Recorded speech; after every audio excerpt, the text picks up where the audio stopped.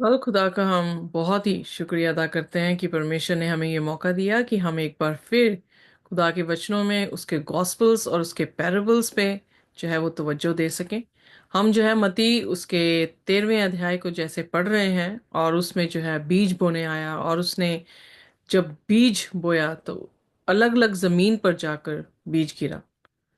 उसके बारे में जो है हम यहाँ पर सीख रहे हैं, और हायर डेस्टिनी जो कि हमें प्रेजेंट कर रही है, हमारा शीर्षक है सॉइल टू सोल, कि किस तरह से जो है मिट्टी जीवित प्राणी बन सकती है। और मत्ती 13 इस बार का प्रूफ है कि खुदा जो है, जैसी उसकी नेचर है कि वो कुम्हार की तरह, एक किसान की तरह, परमेश्वर की तरह मिट्टी से चीज़ों को ले रहा है, अपने श्वास उनमें फूक रहा है और वो जीवित प्राणी हो रहे हैं। यहाँ पर भी जो है पैराबल में परमेश्वर मिट्टी को दिखा रहा है, और उसमें जो बीज है, जो उसकी सच्चाई का बीज है, वो जा रहा है, और किस तरह से वो एक बीज कितने बीजों को जो है वो उत्पन्न कर रहा है। आज हम जो है मती उसके 13 अध्याय उसकी 5, 6, 6 आयत तक जो है वो पहुंचे हैं। आज का हमारा जो सबक है वो मत्ती 13 उसका 5 से 6 है। पर इससे पहले हम अपने सबक को सीखें, आइए एक बार फिर अपने सिरों को झुकाएंगे और प्रार्थना में जाएंगे। हमारे स्वर्गीय खुदावंद, हमारे आसमानी बाप, हम आपकी तारीफ करते हैं, अपने सिरों को आपके सामने झुकाते हैं, आपको नमन करते हैं, प्रार्थना करते हैं कि आप हमसे बातचीत करें, आप बोलें हम सुने, आप बढ़ें और हम घटें, हमारे गुनाह गलतियों को माफ़ करें और अपने कलाम की ज्योति से नवाजें कि आप अपना चेहरा हम पर चमकाएं। इस प्रार्थना को यीशु के नाम से मांगते हैं, आमीन। मत्ती 13 उसका 5 से 6 इस तरह से कहता है कि फिर जो बीज था वो रॉकी प्लेस में जाके गिरा, एक पथरीली जमीन पर जो है वो गिरा, जहां पर उसे ज्यादा मिट्टी ना मिलने के कारण क्या हुआ कि इमीडिएटली वो उगा तो, बट ज्यादा गहराई में मिट्टी ना होने के कारण जैसे ही सूरज की तपश उस पर पहुंची तो वो जो है विदर अवे हो गया, because they had no root. और जब हम इसका अनुवाद देखते हैं, प्रभु यीशु मसीह ने अनुवाद किया तो उन्होंने कहा कि ये वो पथरीली जमीन उन लोगों को दिखाती है जो परमेश्वर के मैसेज को सुनते तो हैं और साथ में ही तुरंत जॉयफुल हो जाते हैं, जैसे ही रिसीव कर रहे हैं तो खुशी उनको जो है वो मिलती है।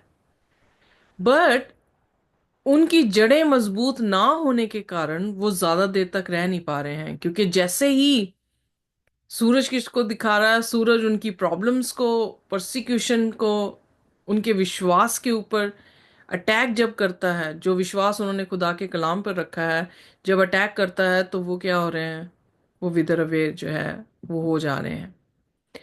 मरकुस की अंजील और मती की अंजील जब इस क्या कहते हैं, इस बीज को और इस जगह को, इस भूमि के बारे में जब जिक्र करते हैं तो हम ये देखते हैं कि ये बताया इस तरह से गया है कि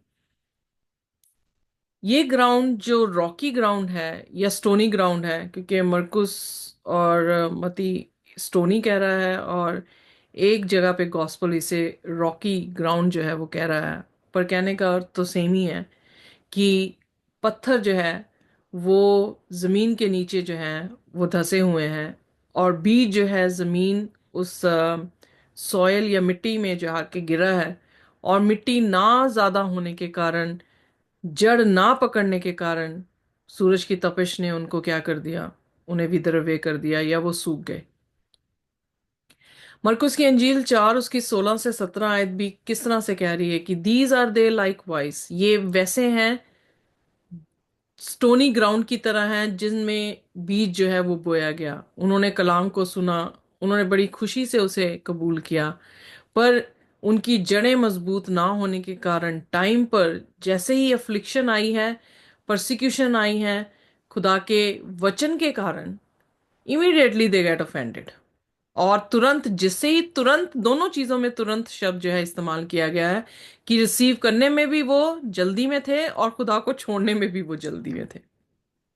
सो झट से उन्होंने रिसीव किया और झट से परमेश्वर के विरोध में जो है वो हो गए और ऑफेंड कर लिया, और वहां से खुदा को जो है वो छोड़ गए। जब लूका की अंजील 8 अध्याय उसकी 13वीं आयत को हम देखते हैं, तो वहां पे रॉकी ग्राउंड जो है उसे नाम दिया गया है। वहां पर भी यही कहा गया कि who receive the word with joy when they hear it, जब उन्होंने सुना बड़ी खुशी से उन्होंने रिसीव किया, बट उनके पास रूट जो है नहीं थी। वेल, एक इलिस्ट्रेशन है दो पेड़ों की, जो दोनों पेड़ जो थे वो पानी के किनारे पे लगे हुए थे, और अचानक से जो है लहरें जो है वो अप्रोर हुई, और वो उनको जो है वो थपथपाने लगी, पेड़ों को थपथपाने लगी।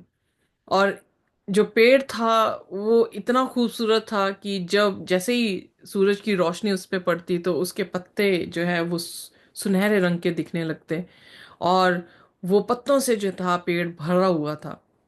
पर उस तूफान की लपटों ने जब आके उसे मारना शुरू किया, तो वो पेड़ जो था बार बार हिट होता हुआ वो झुकने लगा, और अचानक से जो उसके साथ का पेड़ था उसके कारण जो है वो गिरने से बच गया।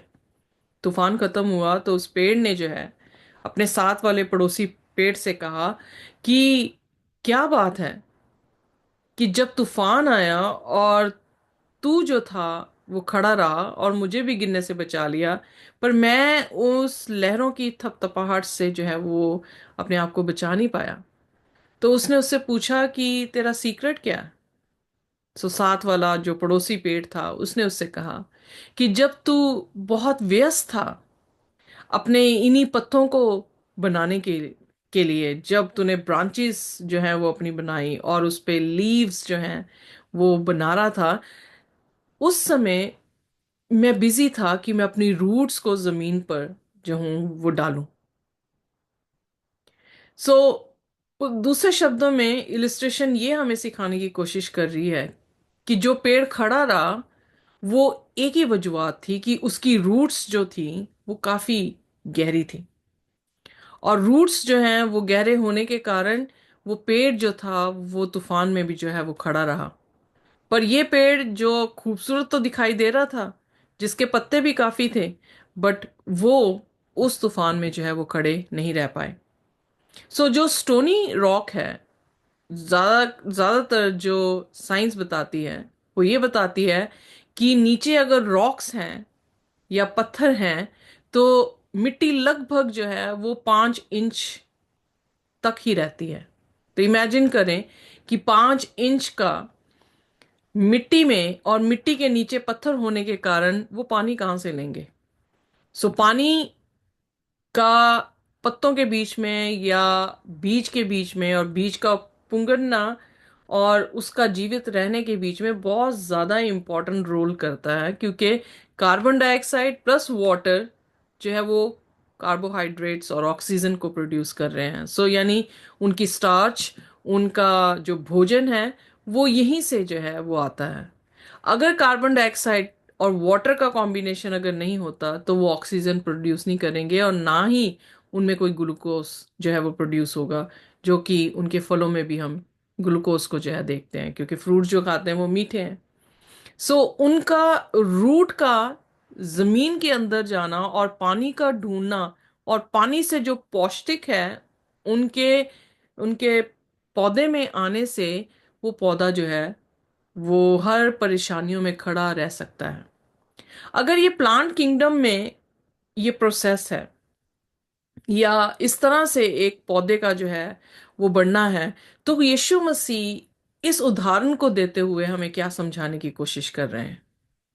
यानी वो भूमि जिसके अंदर जो है वो पत्थर है, यानी कंक्रीट जो है वो उसकी नीचे वाली लेयर है, ऊपर से तो दिख रहा है कि वो काफी उनके पास मिट्टी है, पर खोदने में पता लग रहा है कि 5 इंच के बाद जो है मिट्टी है ही नहीं, पत्थर ही पत्थर है। और कितनी कोशिश भी वो बीज क्यों ना करे कि वो अपनी रूट्स जो है पत्थरों में से इधर उधर जो भी उसके क्रैक्स हैं उसमें से निकाल के भी अगर चले जाए तो उसका पानी तक पहुंचना जो है वो बहुत ही मुश्किल है।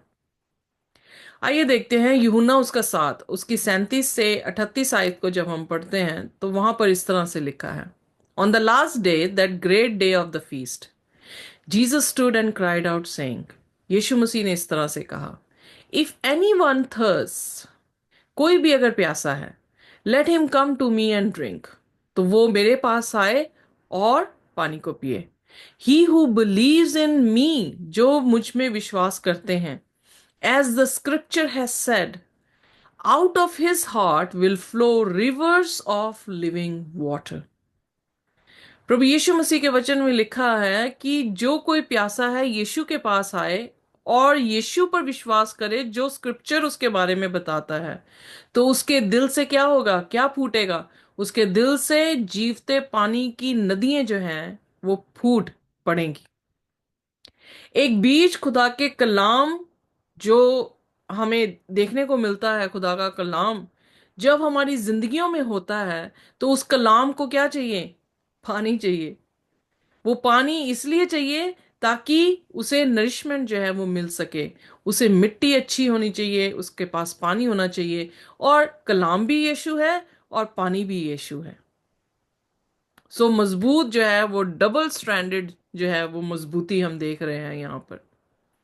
बट क्यों ऐसा होता है कि लोग जो हैं जल्दी से सुन के खुश तो हो जाते हैं, पर उतनी ही जल्दी यीशु मसीह को छोड़कर जो है वो चले जाते हैं। और इसका उदाहरण जो है यूहन्ना की अंजील उसके 6 अध्याय में हम पाते हैं।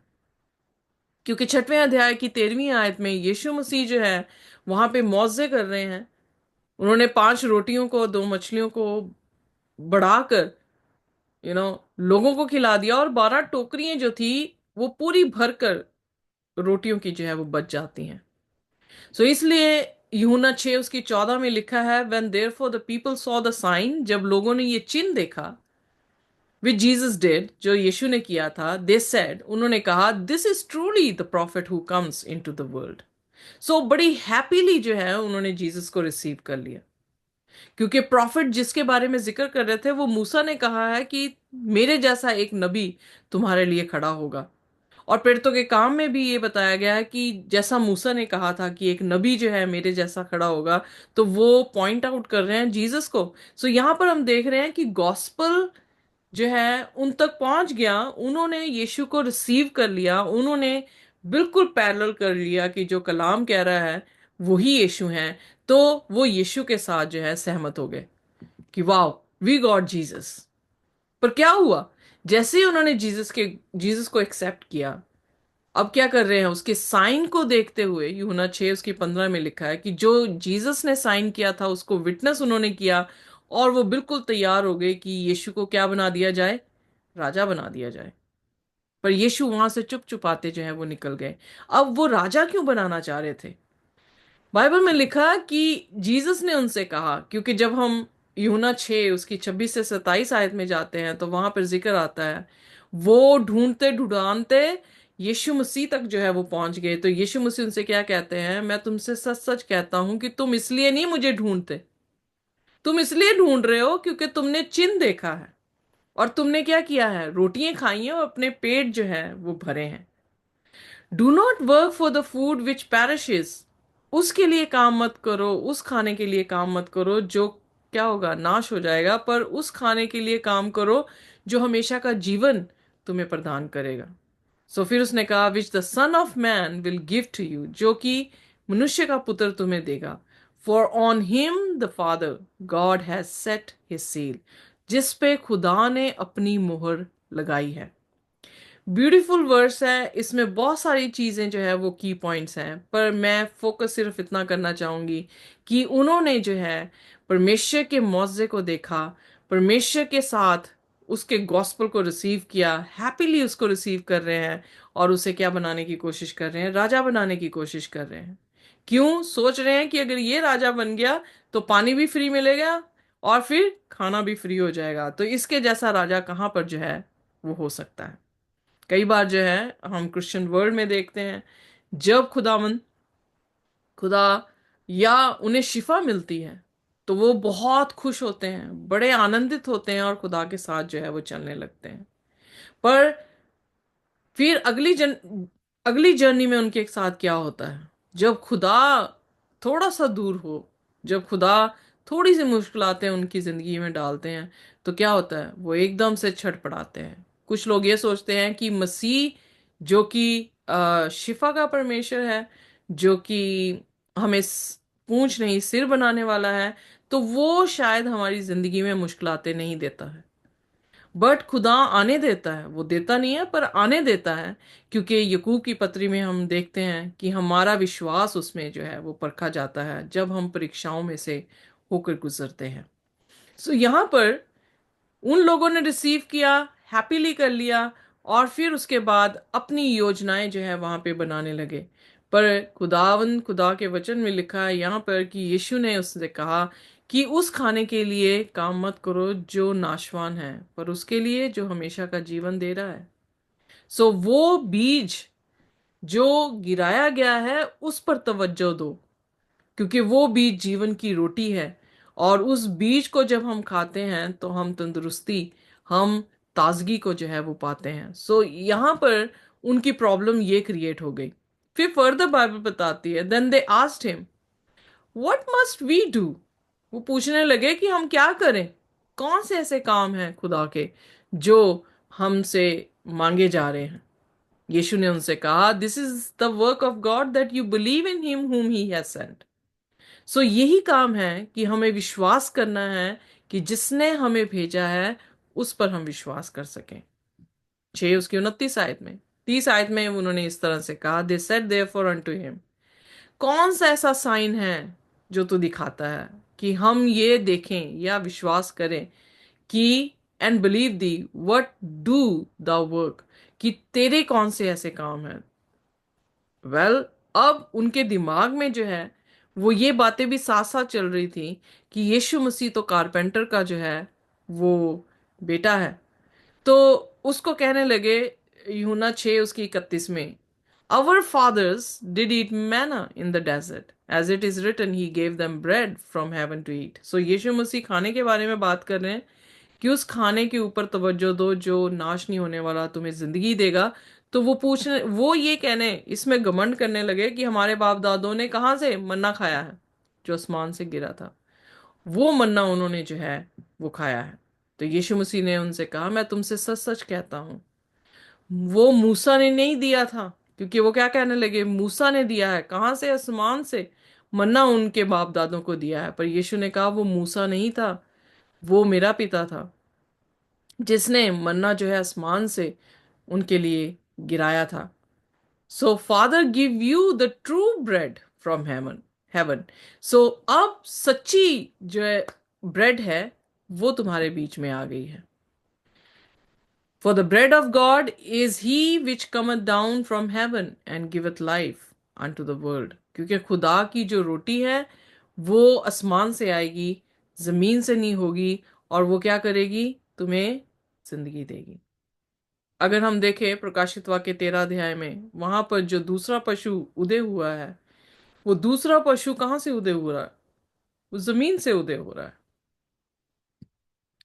कैसे दिख रहा है, मेमने की तरह दिख रहा है, पर कहाँ से निकला है, जमीन से निकला है। पर जो सच्चा मेमना है खुदा का, जो खुदा की रोटी है, सच्ची रोटी है, वो कहाँ से निकलेगी, कहाँ से आएगी, आसमान की पाशा से। इसीलिए किसी और नबी, किसी और पैगंबर के बारे में ये नहीं कहा गया कि वो आसमान से नीचे उतरेगा।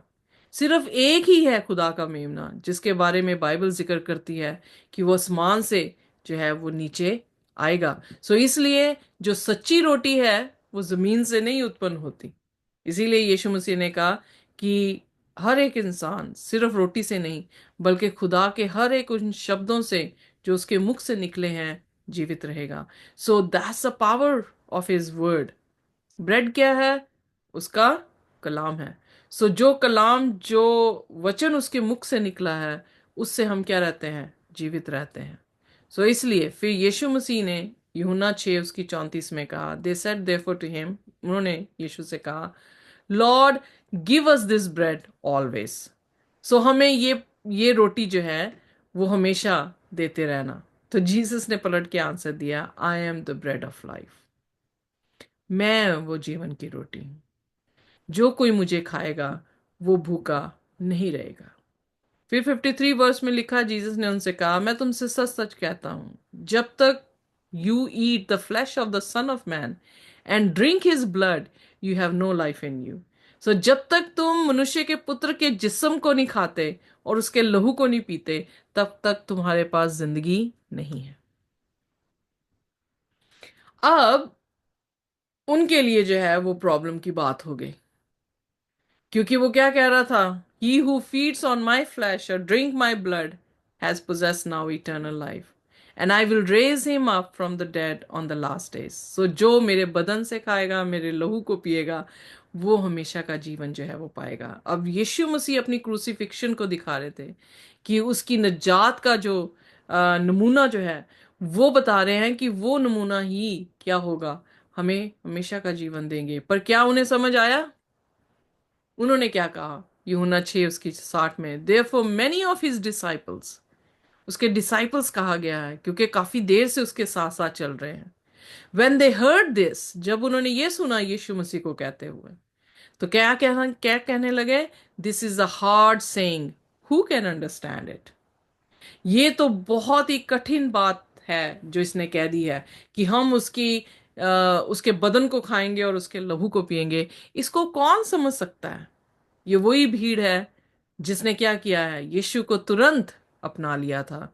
पर जैसे ही यीशु मसीह के शब्द उन तक पहुंचे, तो उनके लिए क्या हो गया, हार्ड रिलीजन हो गया, मुश्किल हो गया कि इस रिलीजन में कैसे चलेंगे। जब यहाँ पे शब्द आया है ट्रिबुलेशन, ट्रिबुलेशन का अर्थ है a cause of great trouble. कोई ऐसा कॉज जिससे आप बहुत ज्यादा ट्रबल में आ गए हैं या बहुत सारी सफरिंग में जो है वो आ गए हैं। शुरू में खुश हो रहे हैं कि इसको राजा बनाएंगे, ये राज्य करेगा, फ्री की रोटियां खाएंगे, फ्री का पानी पिएंगे, और फिर वैसा ही माहौल होगा जैसे खुदा ने मूसा के जरिए से जो है वो निकाला। तो वो खुदा ने तो कहा ही नहीं, उन्होंने कहा मूसा ने रोटी खिलाई।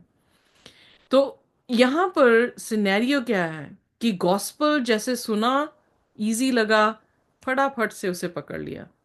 पर जैसे ही कठिन चीजें सामने आई जो समझ नहीं आई उनको, और उन्हें समझना ना चाहा उन्होंने, तो उनके लिए क्या होगी, सफरिंग की बात होगी। और यूहन्ना 6 उसकी 66 में लिखा है, यहां पे भी देखे 3 6 हैं, 6 6 6।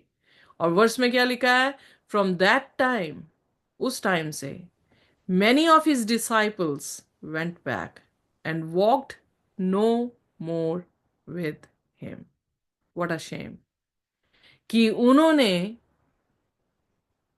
जड़ ना पकड़ी, और जैसे ही ट्रबल हुए वैसे ही उन्होंने अपने विश्वास को जो है वो छोड़ दिया। और बाइबल में लिखा ये नहीं कि थोड़ी देर के लिए वो छोड़ के चले गए। इन लोगों का हाल क्या होगा कि ये लोग हमेशा के लिए परमेश्वर को छोड़कर जो है वो चले जाएंगे।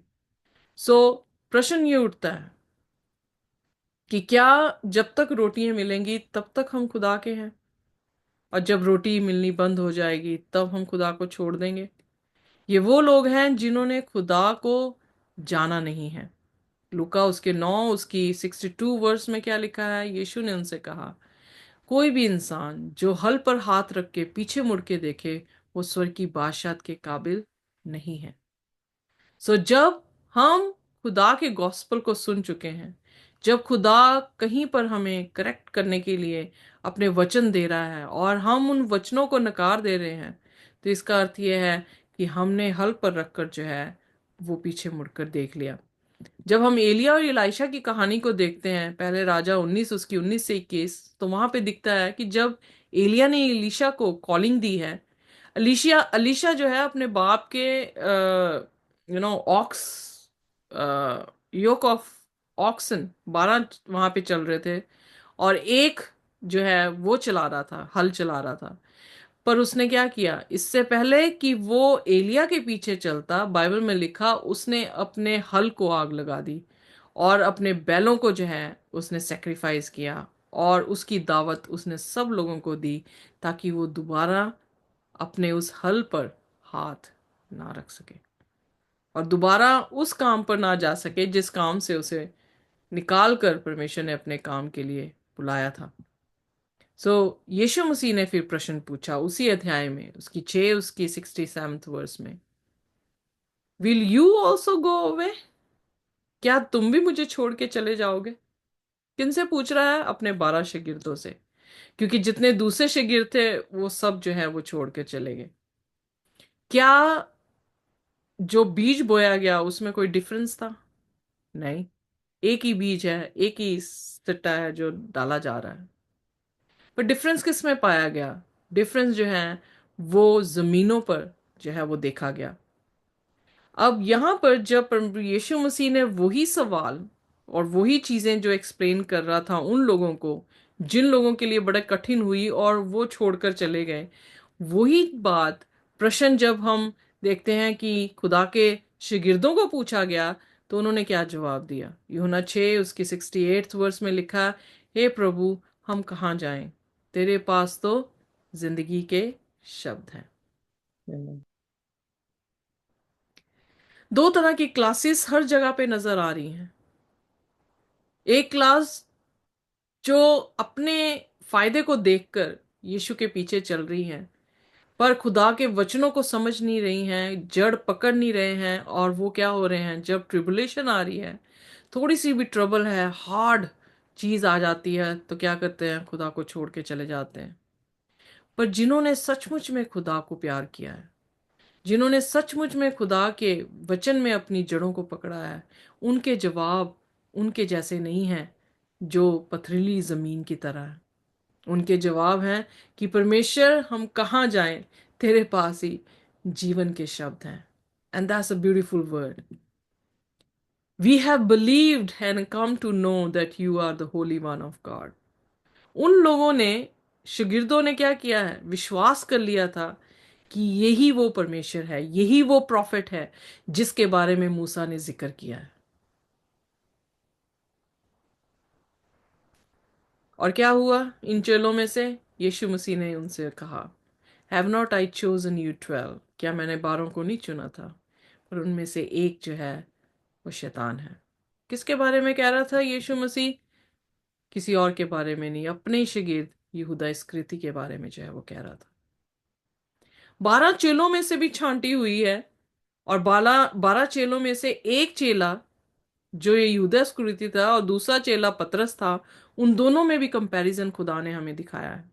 दोनों ने धोखा दिया, पर एक जो है रिपेंट करके वापस आ रहा है, जिसने ये कहा कि प्रभु, तुझे छोड़ के मैं कहाँ जाऊं, तेरे पास तो जिंदगी के शब्द हैं। और दूसरा जो है यीशु मसीह को उसने भी धोखा दिया, बेचकर पैसे कमाने की कोशिश की, पर जड़ ना पकड़ने के कारण वो क्या हो रहा है, उसने अपने आप को जो है वो फांसी दे दी। इसीलिए परमेश्वर के कलाम में नीति वचन उसके 24 उसकी 16 आयत में लिखा है, for a righteous man falls 7 times and rise up again, but the wicked are overthrown by calamities. So कहने का अर्थ यह है कि पत्थर होने के कारण, जो नीचे है पत्थर, उसके कारण उस जड़ ने पानी तक रीच आउट ही नहीं किया, खुदा की गहरी बातों तक रीच आउट ही नहीं कर पाए। और क्या हुआ? जैसे ही सूरज पहुंचा उनके ऊपर, पानी था नहीं, और सूरज ने जो थोड़ा बहुत मॉइस्चर उनके पास था उसको भी क्या कर दिया? इवेपोरेट कर दिया। और पत्ता जो था या बीज जो था वो वहीं पे सूख कर मर गया। पर राइचस का इस तरह से बयान नहीं किया गया कि वो मर जाएगा। वो गिरेगा जरूर, पर 7 बार गिरकर क्या कर रहा है? उठ रहा है। आप ऑटम में देखते हैं पत्ते गिरते हैं, पर स्प्रिंग में क्या होता है? उन्हीं पेड़ों में पत्ते फिर दोबारा से जो है वो आ जाते हैं। सो हम गिरते हैं, पर खुदा हमें क्या कर देता है? फिर उठा देता है, हम फिर खिलते हैं। उसी तरह से वो जिसने जड़ पकड़ ली हो, ऋतु में, अपनी ऋतु में गिर जाते हैं पत्ते, पर दोबारा से जो है ऋतु दूसरी आती है तो पत्ते दोबारा जो है वो बन जाते हैं। पर जिन्होंने जड़ ही नहीं पकड़ी वो क्या होंगे? सूख जाएंगे। लूका की अंजील उसकी 24 अध्याय उसकी 25 से 27 आयत में इस तरह से लिखा है कि यीशु ने उनसे कहा, O foolish man, slow of heart to believe in all that the prophet have spoken. किसके बारे में बात कर रहा है? कलाम के बारे में। प्रॉफिट्स ने क्या लिखा है? कलाम लिखा है। और कह रहा है कि तुम निर्बुद्ध जो विश्वास करने में धीमे हो, क्यों नहीं विश्वास करते हो उन सभी नबियों की बातों को जो लिखी गई हैं? Was it not necessary for a Christ to suffer these things and enter into his glory? क्या तुम नहीं जानते कि ये जरूरी है कि प्रभु यीशु मसीह का सफर करना और फिर उसके बाद महिमा में प्रवेश करना? और फिर यीशु मसीह ने उन्हें मूसा से लेकर सभी प्रॉफिट्स की बातों को जो है वो समझाया, और अपने आप को हर एक कलाम में जो है लिखी हुई बातों में जो है वो समझाया। यकीन जानिए, अगर हम ये सोचते हैं कि स्वर्ग की बादशाहत में बड़े प्रफुल्लित होते हुए सारी चीजों को पाते हुए हम पहुंचेंगे, तो हमारी ये गलत फहमी है। और अगर थोड़ी सी परसिक्यूशन के कारण हम यीशु मसीह को छोड़कर जा रहे हैं, तो यकीन जानिए आपने स्वर्ग की बादशाहत को जो है वो छोड़ दिया। क्योंकि प्रेरितों के काम उसका 14 उसकी 22 में लिखा है कि हमारा कलेशों में से होकर और गुजरते हुए स्वर्ग की बादशाहत में पहुंचना जरूरी है।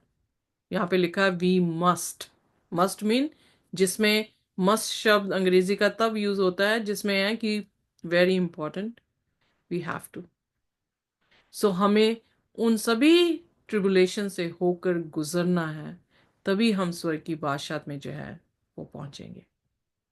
पर अगर हम बड़ी जल्दी से यीशु को अपनाकर बड़ी जल्दी से छोड़ रहे हैं, तो हम इस जमीन की तरह हैं जिस जमीन के नीचे पत्थर हैं और हमारे पास पानी नहीं है। यीशु मसीह आज हमें बुलाते हैं, जो जीवन का स्रोत है, जो जीवित पानी है। जो कोई भी प्यासा है वो मेरे पास आए। वो वो परमेश्वर है जो हमारे दिलों में क्या दे देगा? जीवित पानी जो है, उसके झरनों को जो है वो खोल देगा। जैसे हगार के लिए पानी खोला, वैसे हमारे लिए भी खोल सकता है। पर क्या हम विश्वास करते हैं? अगर करते हैं, खुदा की तारीफ हो। अगर नहीं करते हैं, तो आओ हम सब मिलकर परमेश्वर की तारीफ करें और उसके वचनों में अपनी जड़ों को और फैला सकें, ताकि हम जीवित रह सकें। आमीन। आइए अपने सिरों को झुकाएंगे और हम प्रार्थना में जाएंगे। और जबेस आप प्रार्थना कर सकते हैं। आइए हम प्रार्थना करें। हमारे ईश्वर के खुदावंद, हम आपका धन्यवाद देते हैं। धन्यवाद इस अवसर के लिए कि आपने हमें इकट्ठा किया। जरूर हम यहाँ पर खुदावंद गिनती के ही है, परंतु परमेश्वर आपके वचन के अनुसार आप हमारे बीच में हाजिर हैं। और आपके वचन के अनुसार आपने आपके खुदावंद बातों से हमें नवाजा और आशीषित किया और भरा। आपका धन्यवाद परमेश्वर।